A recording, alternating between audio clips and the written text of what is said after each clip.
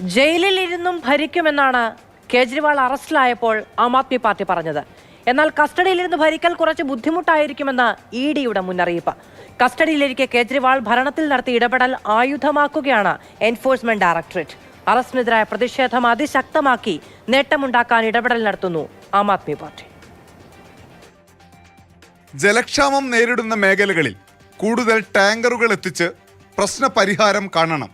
ഇതായിരുന്നു ഇഡി കസ്റ്റഡിയിലിരിക്കെ കേജ്രിവാൾ മന്ത്രി അതിഷിക്ക് നൽകിയ നിർദ്ദേശം. അറസ്റ്റിലായിട്ടും ജനങ്ങളുടെ ക്ഷേമം അന്വേഷിക്കുന്ന, അതേക്കുറിച്ച് ആശങ്കാകുലനായ മുഖ്യമന്ത്രിയെക്കുറിച്ച് മന്ത്രി അതിഷി വികാരഭരിതയായി.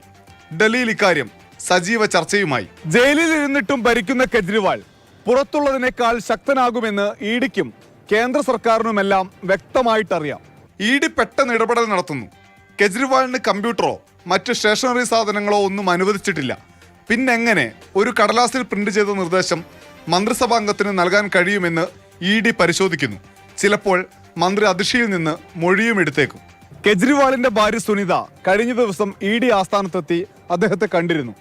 അതുവഴിയാകും ഭരണകാര്യത്തിലെ നിർദ്ദേശം മന്ത്രി അതിഷിയിൽ എത്തിയത് എന്ന് ഇഡി വിലയിരുത്തുന്നു. ഭരണത്തെ നിയന്ത്രിക്കാനുള്ള അവസരം ജയിലിലിരുന്നും കേജ്രിവാളിന് ലഭിച്ചാൽ അത് അപകടമെന്ന് BJP വിലയിരുത്തുന്നു. അതുകൊണ്ട് കേജ്രിവാളിന്റെ രാജി ആവശ്യം ശക്തമാക്കുന്നു.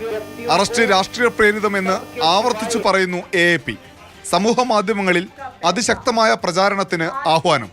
आप इसको अपनी DP पर लगाइए और पूरे देश को ये संदेश दीजिए कि ये लड़ाई सिर्फ अरविंद केजरीवाल की नहीं है, ये पूरे देश की लड़ाई है. നാളെ പ്രധാനമന്ത്രിയുടെ വസതി വളഞ്ഞ് ഉപരോധിക്കാനാണ് AAPയുടെ മറ്റൊരു ആഹ്വാനം. പ്രതിഷേധം ശക്തമാകുമ്പോൾ തന്നെ നിയമ പോരാട്ടവും ചടുലതയോടെ മുന്നോട്ട് കൊണ്ടുപോകാനാണ് ശ്രമം. ഡൽഹിയിലെ ഭരണവും സമരവും ഒരുമിച്ച് കൊണ്ടുപോകൽ ആം ആദ്മി പാർട്ടിക്ക് വെല്ലുവിളിയാകും.